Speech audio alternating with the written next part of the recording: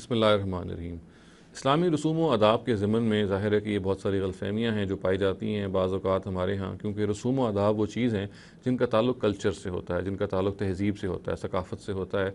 और बाज़ दफ़ा ना जानते हुए हम बाज़ चीज़ों को जो सकाफ़ती होते हैं उनको मज़हब करार दे देते हैं, और बाज़ दफ़ा मज़हबी चीज़ें होती हैं जो हमारे यहाँ सकाफ़त के रूप में नमूदार हो जाती हैं। चुनांचे ये बहुत ज़रूरी है कि सकाफ़त और मज़हब को, कल्चर को और तहज़ीब को मज़हब से हम अलग देखें, और ये देखिए कि ये जानें कि वो क्या चीज़ है जो मज़हबन हमें जायज़ या नाजायज़ करार दी गई है, और वो क्या चीज़ है जिसका ताल्लुक़ महज़ कल्चर से है या महज़ तहज़ीब से है, और उसकी इबाहत या उसके बारे में कोई कबाहत जो है ये सरासर एक फ़र्द की अपनी चॉइस पे छोड़ दिया गया है। इसी किस्म का एक सवाल है जिसको हम आज की इस गुफ्तगू में एनालाइज़ करेंगे, और वो सवाल हमारे यहाँ आए दिन उठता रहता है।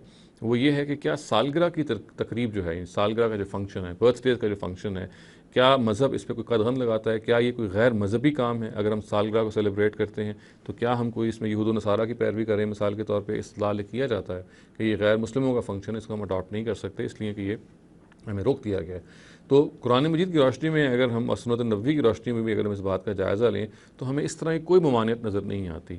सालगिरह का जो फंक्शन है, अगर अपनी सालगिरह मनाते हैं या बर्थडे मनाते हैं, इसके बारे में ये तो ज़रूर है कि ज़ाहिर है कि इसमें जो दूसरी चीज़ें इससे मुल्हक होती हैं, मिसाल के तौर पर इसमें इसराफ़ नहीं होना चाहिए, यानी इसमें ऐसी चीज़ नहीं होनी चाहिए कि आप ओवर स्पेंडिंग कर रहे हैं या नीडलेस स्पेंडिंग कर रहे हैं, और ना ही इसमें दिखावा होना चाहिए, शो ऑफ नहीं होना चाहिए। ज़ाहिर ये वो चीज़ें हैं जो किसी भी फंक्शन या किसी भी फेस्टिविटी के अंदर हम नहीं चाहेंगे गवारा की जाएँ।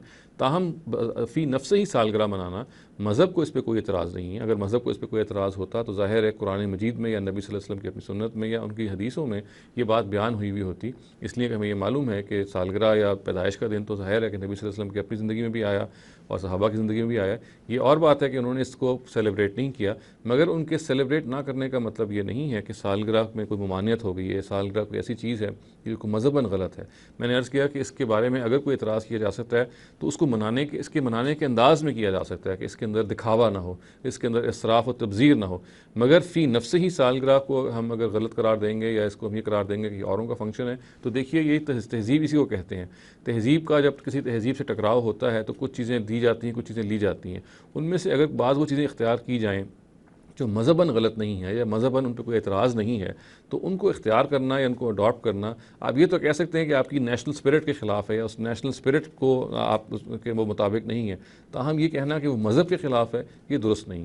यही मामला सालगिरह का है। सालगिरह अपनी नौइयत में, अपनी ज़ात में कोई ममनू चीज़ नहीं है, अलबत्ता जिस अंदाज़ से उसको मनाया जाए, जिस अंदाज़ से उसको सेलिब्रेट किया जाए, उसमें दो राय हो सकती हैं।